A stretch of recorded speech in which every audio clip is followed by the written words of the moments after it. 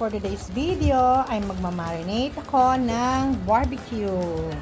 So, yung mga ingredients na gagamitin natin ay ito, una, garlic, madaming garlic. Meron tayo ditong ito, barbecue na marinade. Dalawa yan. Kasi ang ibababad ko ay liempo at saka yung barbecue, yung tinutusok ng stick yan.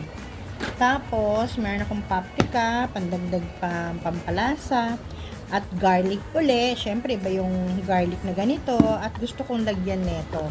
Tapos, meron din akong Sprite, toyo, baka sabihin nyo, ba't konti yung toyo ko? Meron pa, marami akong toyo dyan. Yung toyo ko gagamitin ko para mas masarap.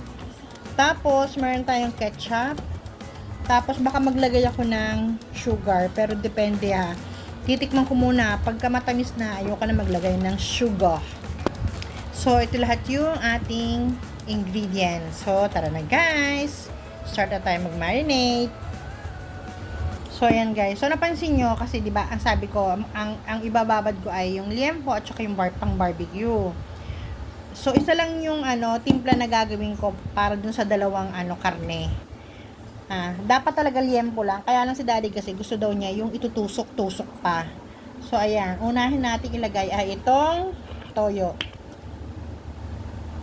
Ayan. Siguro mga half cup yan. Half cup ng toyo. Tapos itong, teka lang. Tapos guys, itong 1 pack, ang nakalagay dito ay good for 1 kilo. So, yung kasing karne ko ay almost 3 kilos yun. So, ayan, lalagay na natin. Ayan. So, kasya na to guys, hahatiin ko na lang sila. Tapos, ito yung isa. Ayan. Siyempre, dahil may paprika ako, gusto ko maglagay ng paprika. Hindi naman to wala, parang wala nga panlasa sa akin to eh. Wala lang, gusto ko lang maglagay para hindi siya masayang dyan dahil nandyan lang siya sa, siguro mga 3 tablespoon. Mga 3 tablespoon ng paprika. Para hindi siya ma-expired. Kailan ba ito ma-expired? Tignan mo, 2027 pa siya ma-expired. Diba? Tapos, itong garlic. Marami na tayong garlic na nilagay. Gusto ko pa uli maglagay. Kaya, lagyan na natin. Dahil marami rin akong garlic. Diba? Nacho na ako. So, mga 2 tablespoon lang yung ating garlic. Ha? Tapos, hahaluin ko muna siya.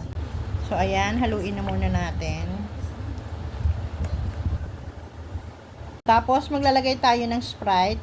Hindi natin to ilalagay lahat. 500 ml siya. So, mga 250 ml lang. Diba? Narinig niyo yun? Kalahati lang na to guys. Baka maglasang soft drinks naman. Kasi yung kalahati, iinumin ko.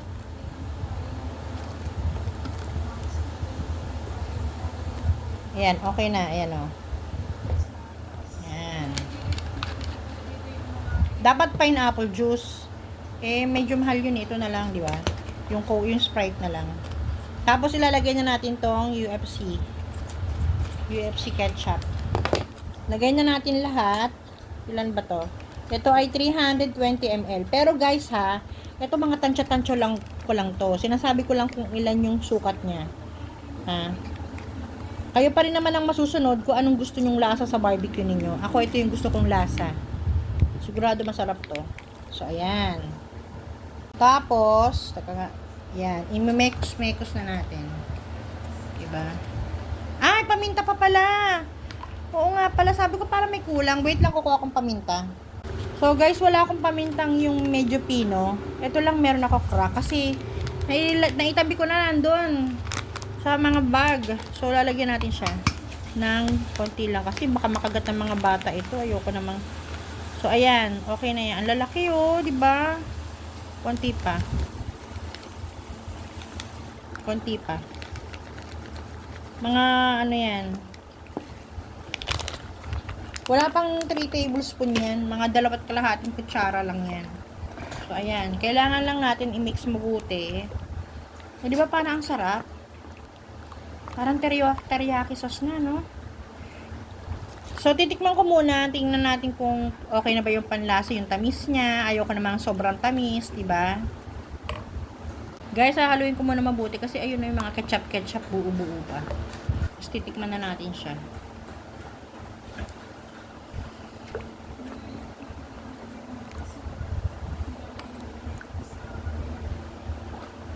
Ako baka, ayan oh, puro bawang ah.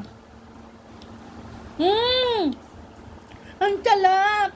Lagyan natin ng konting sugar. Kaya nga guys, patikman ko nga kay daddy bago, kasi baka masyado na matamis. Ayoko ng matamis. So guys, sabi ni daddy, wag ko na raw ilagay itong sugar. Okay na sa kanya yung tamis. Hindi siya matamis na matamis. Diba? Alam niyo si daddy, ayaw niya ng mga ganong barbecue. Yung mga matamis-matamis. So ayan guys, kukunin na natin yung karne natin. So guys, okay na to. Lalagyan na natin. Sabi ko, tinanong ko si daddy. Teka nga lang guys.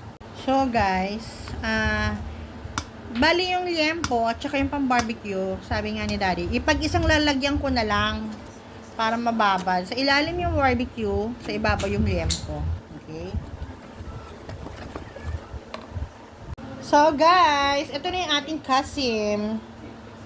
Kasim hindi kasin. So ayan. Ilalagay ko siya dito. Sana lang magkasya yung liempo. Ay, dapat pala. Sige na nga. Ayan. So, malinis yung kamay ko. Wala kayong paki dyan. Iihawin pa yan. So, ayan. Lalagyan natin dyan. Tapos, parang hindi ko kasya. Eto, since perfect na siya, para sa amin ni daddy, lalagay natin dyan. Woo! Diba? Ang dami. Parang dami ng sauce. Pero Curry Bells lang yan, guys. Kumain ka na. Ayan, may, andyan yung ano, ayan yung plato. So, kailangan i-mix natin to ng magaling na magaling. Guys, alam niyo, parang ang sarap ng barbecue ko. Promise.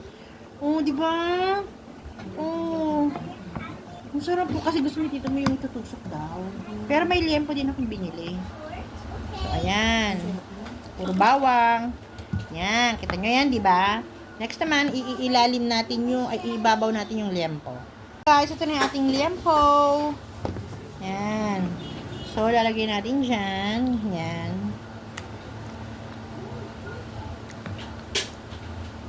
Tapos, ayan. Papaibabaw. Kasi guys, pagka hiwa-hiwalay pa ng lalagyan, masyado ng ang daing bitbitin. Alam nyo yon. So, ayan, isa lang naman timpla. Pareho din naman karning baboy yan. Tsaka kami naman yung mag-iihaw niyan. Kaya, wag na kayong problema doon. So, ayan. Diba? Guys, marasarap tong barbecue ko, promise.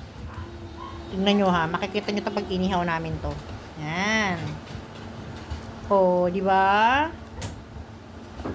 Ha! Battle of the barbecue kami tomorrow. Oh, tama! Battle of the barbecue! Haha! Hindi, masarap na lahat ng namin, ng barbecue. OMG. Ay, nakalimutan kong bumili ng cling wrap. So, ayan. Alam nyo guys, ito malinis naman to. Pwede ko itong diba? Yes, my love. Oh, tada! Diba? What? True. Yeah. Yeah.